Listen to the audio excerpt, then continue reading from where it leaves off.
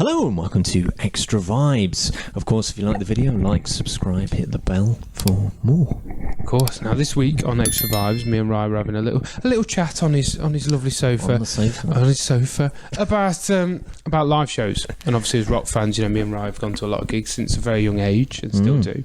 What are we looking for in a live show by some of our favourite bands, you know? And it starts a big discussion because obviously you have bands that have been around since, you know, the 70s. They've got a huge array of greatest hits. And you kind of have to play them in a set, don't you, Ryan? You know? Yes, there are like must-see moments, yes, I think, in a set. Like, particularly with, you know, when you look at these iconic bands now, so, you know, you got your Iron Maidens, you got your AC/DCs, and if they don't play a certain track, people will come away annoyed. and do you like that as a rock fan? Do you like preparing for a gig and thinking, I'm going to get the Blow Up Rosie, I'm going to get the bell? I think when a band hits a certain level, like, I feel like if they put out a song which is like an iconic song, I don't know, there's a thing where you feel like you need to have it. Well, it's because you've grown up, particularly as a young fan, I think, getting into an older band, I think you grew up hearing from your dad or from your mum, you know, about these when you've seen the band do it. You watch the live DVDs. I remember DC at Donington 1991, Maiden doing the Brave New World tour at Rock in Rio, and I'm watching these, consuming it all, you know, like 10 years old, and I'm like, I'm going to see Eddie one day. Yeah, it's that kind of... So if I'd have gone to my first Maiden gig, I'm getting ready, all thing, and they'd have played Matter of Life and Death all the way through, and then ended the show with no Eddie, I mean, I think I'd have cried. I think I'd have been heartbroken, you know. Yes, it's one of those weird things, because, like, you know what's going to come, so it's completely predictable. Like, particularly when a band has an encore. Yes. Oh, like, encore. You know exactly. Now, encores are very interesting things. It's a sense of delusion that only a rock fan seems to enjoy. Like, they know that you're gonna leave, and they know you're gonna come back. And usually at that point in the gig, you know that there's one big song left, so you know what they're gonna play as well. But people love it. Yeah, I mean, do you like an encore? I think maybe because I've grown up with it. I think it's like a final thing, isn't it? But when you look at it as a concept, it's bizarre. Like, you come off, people shout more at you, knowing that they're going to get more.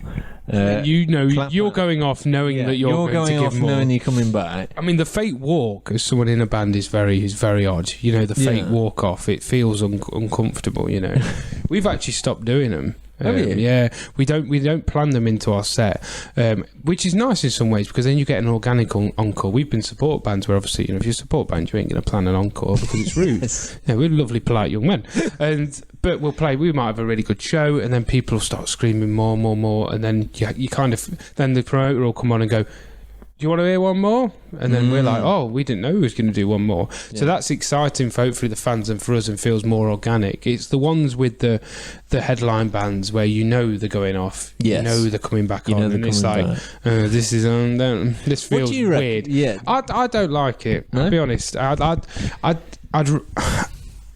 I like it? Because it's with the older bands, it feels like it's part of the portrayal of maybe that generation or the experience. I don't know. With newer bands, I don't like it because it feels like you're just playing up to a time gone by. Maybe. You know, I think there's more by kind of just playing a great set and then walking off. I think there's a real coolness to that, and it being like, you know, this is who we are. But then if an organic encore comes where you literally can't, there'll be a riot if you don't play another song. You know, that it could be. I mean, I think there was in the middle. There was a gig once that I went to where they didn't play where they didn't do an encore, even though people were chanting and stuff. I think it was because of some curfew or something. But because of that, it kind of, you know, I almost felt like flat. An abrupt ending. Yeah, we had that. We played Cannock recently. If you was there, you know, great show. But obviously, we'd been on the road for a few days and we weren't very well.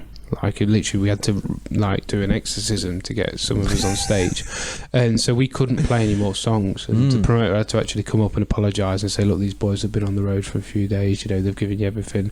But it did feel like it kind of like fell flat, because it felt like there was just a tiny bit more like rocket sauce. There's a little bit left in the jar, and we're trying to bang it out, and it's like, no, we'll put that back in the cupboard. You know, and it's like, but you know, the feeling of falling flat. I do know what you mean with that. I think it's that, you know, even though it is quite formulaic, you know what they're going to play, you know what they're going to do. Maybe that whole thing of like, you know, they don't walk off, but you have people chanting and you just kind of stand there for a bit or something, and then you play. Yeah, I quite like that. It feels like a nice balance, you know.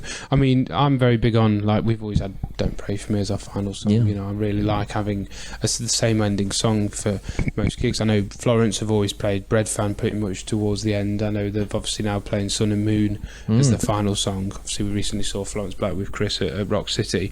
And I think I like the idea that, like, ending songs stay the same, and there's certain moments in the set that maybe stay the same, and I think that helps up and coming bands maybe start to cement themselves a little bit more, because you want fans to be looking forward to certain songs, you know. Yes. And I like the fact that normally the opening song on an album is normally the opening song on the tour. You know, like for Florence Black, they opened with Zulu, you know, which is the opening track on Way of the World. You know, I like stuff like that. I think that's a good balance. And for me, in a set list, I think as a rock fan, I'm looking for that. I'm looking for balance. I'm looking for, you know, to have moments where it drops, moments where it rises, you know, whack out an acoustic guitar. I always think of Blackstone when they did the second album. You obviously had Things My Father Said, Pieces Free. It opened their set up massively, because halfway through the set they'd just come out of acoustic guitars and get out the crowd to sing Things My Father Said and Pieces Free, which is interesting. Amazing, because if you've got loads of heavy rockers, it can get a bit sort of mind numbing. You know, you want a moment to take breath and to have a bit of a sing along and stuff. So I think all of that comes into making the perfect set list, and in general, I think if you've not got them tools in your set list, it might be worth writing some songs that serve that, you know. I think also one of the big things I look for is, you know, I've seen quite a few different bands that they'll come out, and I don't know whether they're trying to serve their album very well, or like give the fans what they're hoping to hear, by essentially delivering exactly the same thing as what's on the album. But like, for me personally, I kind of want something a bit different. A bit of improvisation, a bit of creativity, not just playing exactly as it's recorded. Yeah, exactly. Like, you know, I want maybe an extended solo, maybe you know, like play around with the song a little bit. I like bands like Red Hot Chili Peppers, where you'll get a jam halfway through the set. Just to go into a jam. I mean, when we saw Robert John the Wreck, that felt like a bit of a throwback, because like Henry will go into these extended solo sections. You know, you'll get every single member of the band will kind of get a bit of time for it, and it's longer than what's on the record. And it's all improvised, so that you're living in the moment with your band. Yeah, and it feels like, you know, you've had that individual moment. So like you, that has only happened, like maybe it's kind of contrived and put together before, but it feels like it's only happened that one night, and you were there for it, and you've got that now. You know, you can't get that on a record, and I think that there is something to that. For me, that's kind of what I pay to see, because it's like, if I don't get that, then I don't know, maybe I should stay at home and listen to the album. It's comfier. Yeah. You can do it in your pants. You can do it with your parts out. I mean, if you want, you know, maybe if you do that at a gig, you'll get kicked out. Yeah. You know, or I normally do anyway.